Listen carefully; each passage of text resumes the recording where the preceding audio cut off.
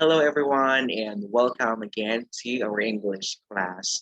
In today's video, we're going to be learning about the different kinds of clauses. Okay, but before we move further, just in case you're new to this channel, please don't forget to like, share, and subscribe. Come on in.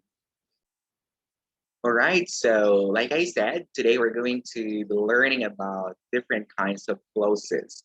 Do you have any idea what are these kinds of clauses? Well, if you don't, just keep an eye. Okay, so in English, there are different kinds of clauses too, basically. The first one is we have the independent clause, and the other one is what we call, can you guess? The second one is we have the subordinate or dependent clause. Okay, so again, the first one is, just let's make it big. Okay, this one.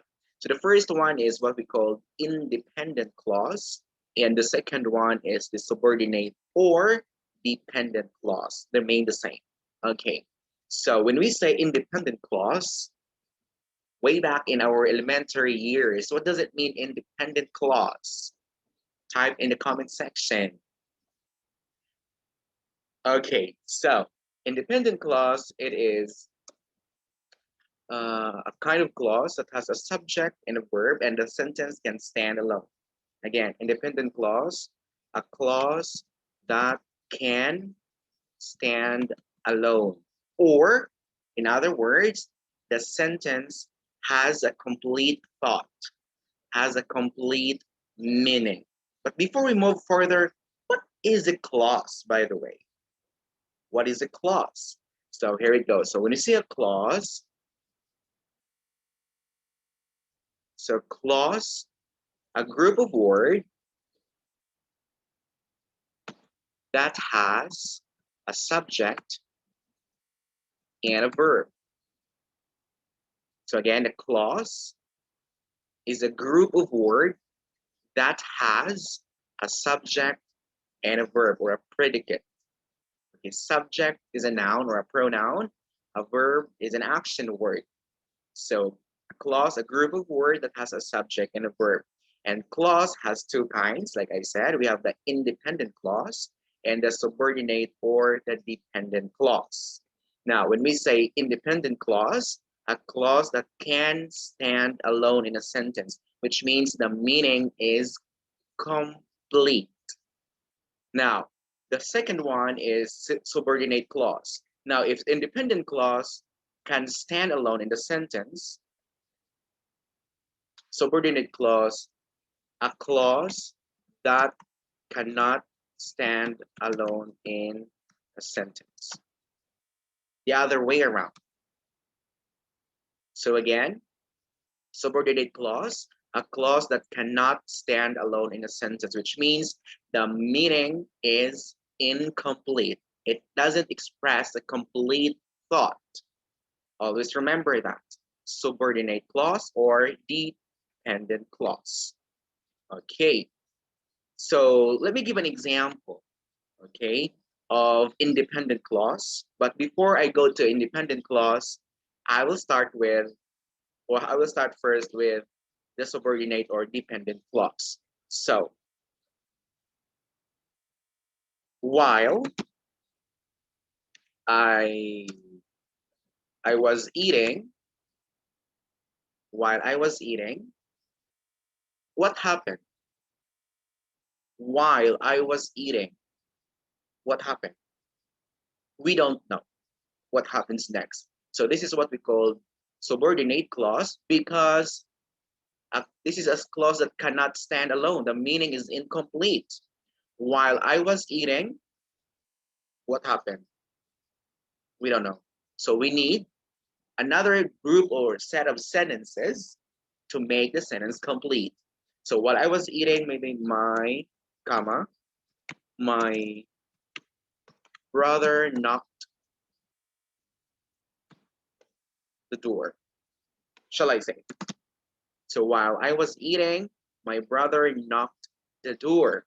So subordinate conjunction or the subordinate clause here is while I was eating. Why? While I was eating expresses an incomplete idea or incomplete thought. Because while I was eating, what happens next? We don't know. So we need my brother knocked the door. Now, my brother knocked the door. This is what we called, sorry, this is what we call an independent clause. My brother knocked the door. So why? This, my brother knocked the door, it is a clause that can stand alone. The meaning is complete. We can remove this one,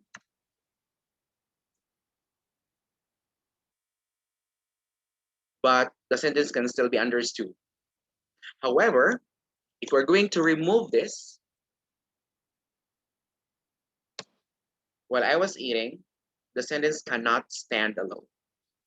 So we need an independent clause or a clause that can stand alone or a clause or a sentence that expresses a complete thought or idea. It is very easy for you to distinguish or to determine if to find out subordinate or dependent clause. Why? Subordinate clause or clauses, it always starts with while, because, if, when, so, since. So these are some of the subordinating conjunctions to be used in subordinate or dependent clause. So it always starts with because, if, when, so, and since. So when I say because he was not studying, okay, so this is subordinate clause. Because he was not studying, what happened? We don't know. So because he was not studying, so we need an independent clause or a clause that can stand alone. So because he was not studying, he failed in the exam. So he failed in the exam is what we call the independent clause or a clause that can stand alone or a sentence that expresses a complete thought or idea. Okay. So next one. So we have our if, when, so, and since. These are some of the coordinating conjunctions, like I said, to be used in subordinate clause or dependent clause. Look at this. Okay, so I would like you to type. Can you make a sentence? Type in the chat box with one subordinate clause and one independent clause and combine it together. Can you do that? I'll wait in the chat box. Okay, I will give one final example of independent with a combination of subordinate or dependent clause. So when I say, my brother knocked the door, or I will start with if. Okay, so I will say, if you don't study, comma, what will happen if you don't study? If you don't study, you will get fail, or you will fail.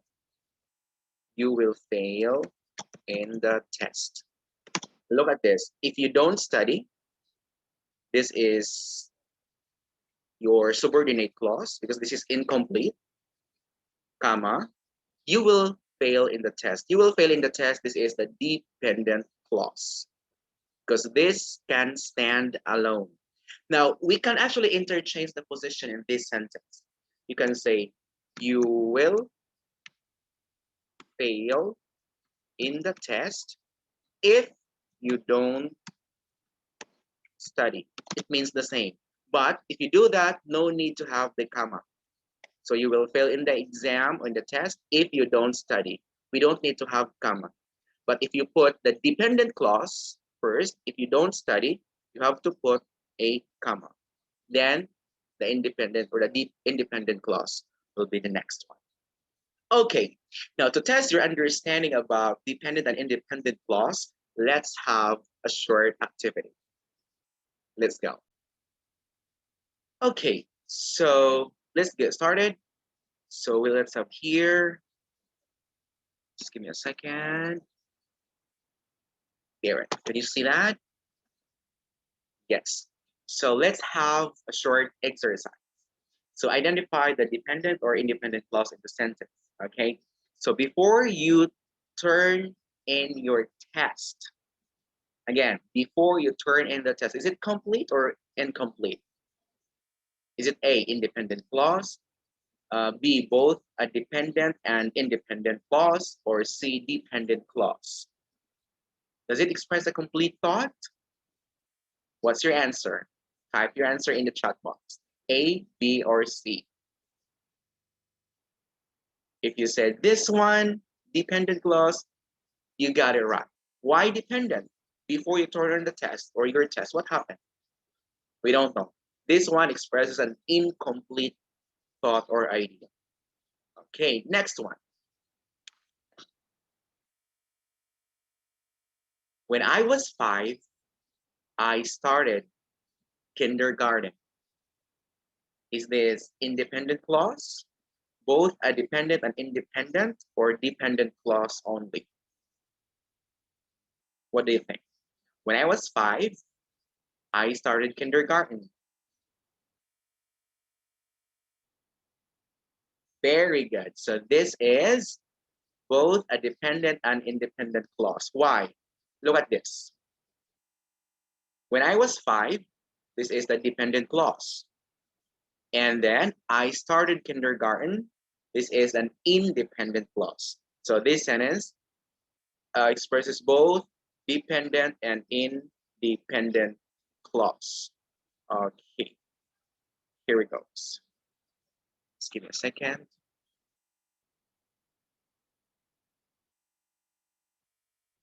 And let's get started.